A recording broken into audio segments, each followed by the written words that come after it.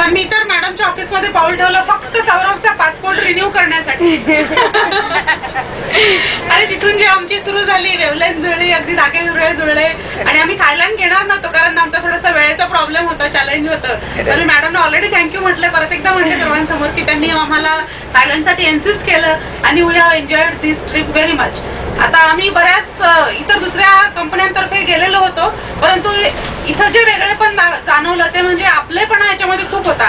Professionalism पेक्षा आपलेपणा हा जास्त वरचढ कितीतरी पुढे होता आणि प्रत्येक माणसाशी पर्सनल त्यांनी वेवलेंथ जुळवलेली आहे आणि आम्ही इथून पुढे एकतर स्वतः तर येऊच पण आमच्यासोबत आणखी इतर भरपूर मित्रमैत्रिणींना रेकमेंड करू या ट्रिपमधून जायला. Thank you so much.